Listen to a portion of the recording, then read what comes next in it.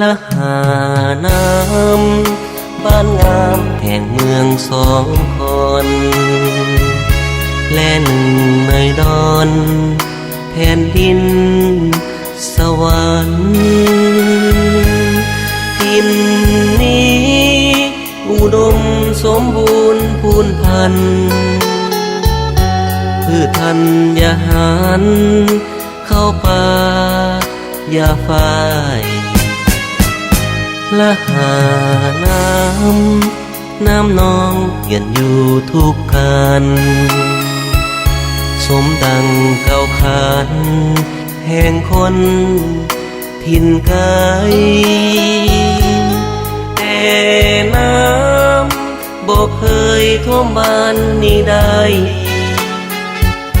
ที่คงมากลายบ่เคยเสียหายจากที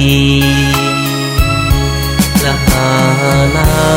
ำสมควรแก่พัฒนาและชั่วสุดตา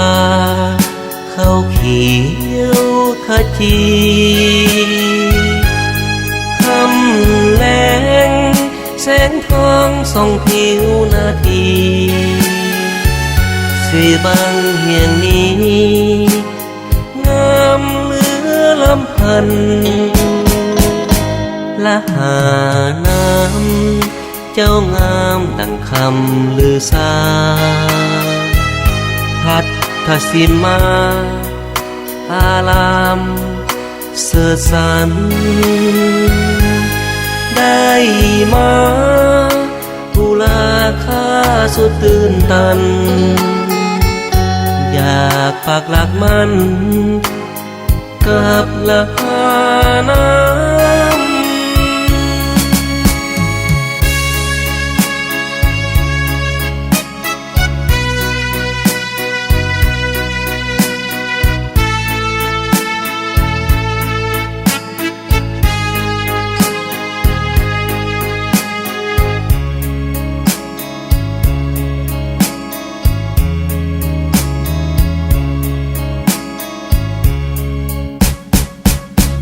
ละหา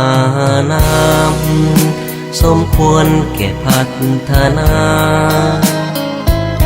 และชั่วสุดตาเข้าเขียวขจีคำแลงแสงทองส่องผิวนาทีสีบางเฮียงนี้งามเหลือลำพันละหาน้ำเจ้างามดังคำลือสาพัดทศิมาอารามเสื่อสันได้มาทุลาค่าสุดตื่นตันอยากปักหลักมันกับละหา